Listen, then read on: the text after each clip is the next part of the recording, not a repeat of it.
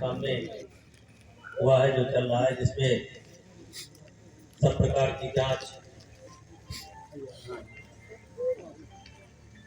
यहाँ होनी है। अभी कुछ लोगों ने जांच कराई भी है। इस समय सरकार के कई कार्यक्रम लगातार चल रहे हैं, जैसे भारत विकास यात्रा ये कार्यक्रम चल रहा है। उसमें भी गांव-गांव सारे कर्मचारी जाते हैं। आयुष्मान कार्ड या किसी को आवास नहीं मिला है, उसकी सूची बन रही है। किसी का ये आयुष्मान कार्ड का नहीं बना है तो वो भी मौके पर देखा जा रहा है। इस समय एक तरीके से कह सकते हैं कि सरकार स्वयं अपने अधिकारियों, कर्मचारियों, डॉक्टरों के साथ जनता के दरवाजे पर दस्तक देने का काम कर रही है। अब जैसे जो भारत विकास यात्रा है, जैसे 2014 के पहले कुछ बच्चे ऐसे हैं,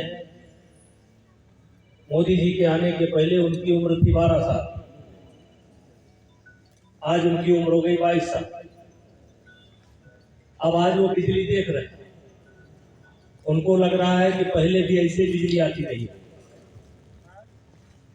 आज वो आयुष्मान कार्ड देख रहे हैं तो उनको शायद ये नहीं पता होगा कि 10-5 हजार रुपए की जरूरत पड़ जाए दवाई पानी के लिए तो लोगों को कर्ज लेना पड़ता था। 10 रुपया 5 रुपया सैकड़ों लेना पड़ता। आज 50 लाख से ऊपर परिवार को आयुष्मान कार्ड अब तक दिए जाते। 80 लाख परिवारों को गल्ला दिया जाता। ये पहले नहीं मिलता था। आप लोग तो पुराने हैं, याद करिए, जैसे ये बिजली, अगर गांव में 2-4 घर में बिजली हो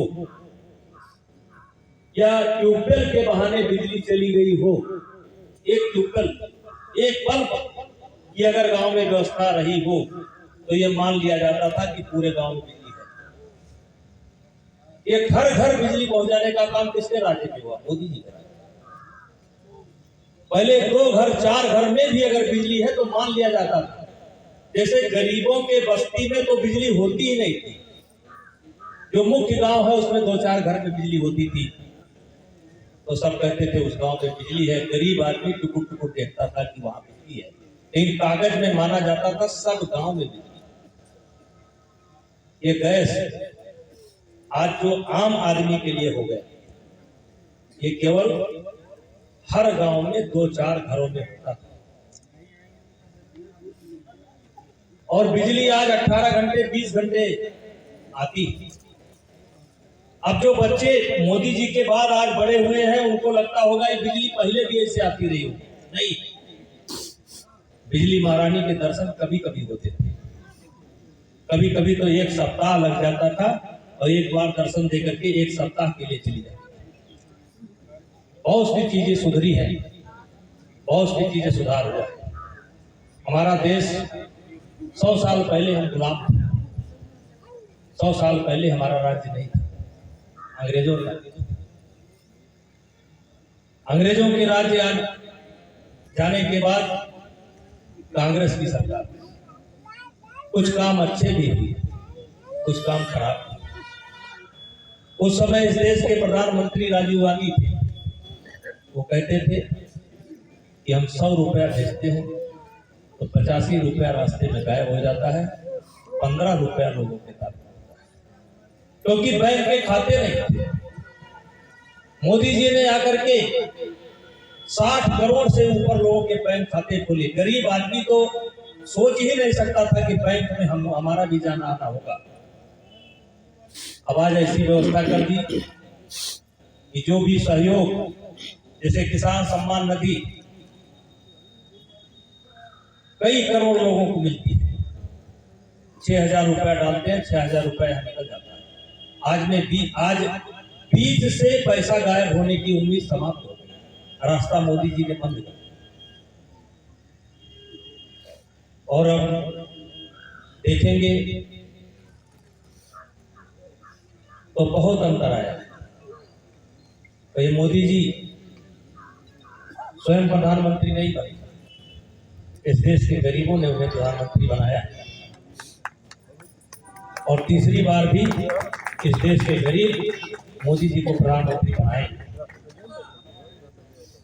योजनाएं बहुत है, काम लगातार चल रहा है।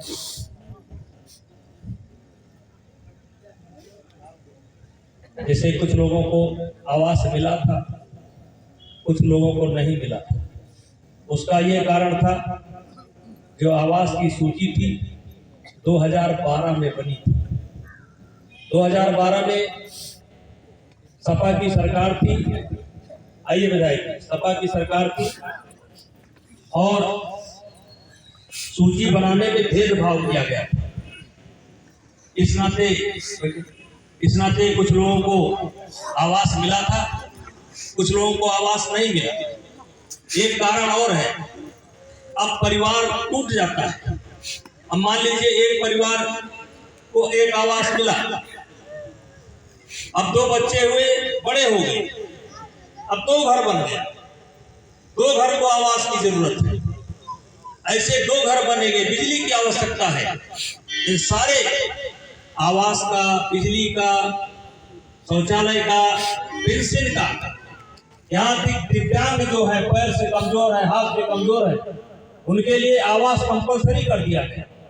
और इसीलिए मैं हमेशा कहता हूँ कि गरीब आदमी खुद नहीं जानता होगा कि मेरी समस्या क्या क्या है, उस समस्या को मोदी जी जानते हैं और उसके समाधान करने की कोशिश करते हैं। इन शब्दों के साथ मैं आप सब लोगों का, कर्मचारियों का, आंगनबाड़ी कार्यकर्त्री, आशा बहू, डॉक्टर, सबका धन्यवाद करते हैं कि आप लोग जी जान से जुड़े रहिए। एक समय था, आजादी के बाद हमारे देश को मोदी जी के आने के पहले ये माना जाता था कि हम दुनिया में सबसे कर्जा ही मांगते रहते हैं। इसलिए हमारा नाम था भिखारी भारत, कमजोर भारत। आज भी चीन के कब्जे में हमारी जमीन, चीन के कब्जे में हमारी जमीन, पाकिस्तान के कब्जे में हमारी जमीन। ये किसके समय में हुआ? ये कांग्रेस के समय, क्योंकि कमजोर सरकार।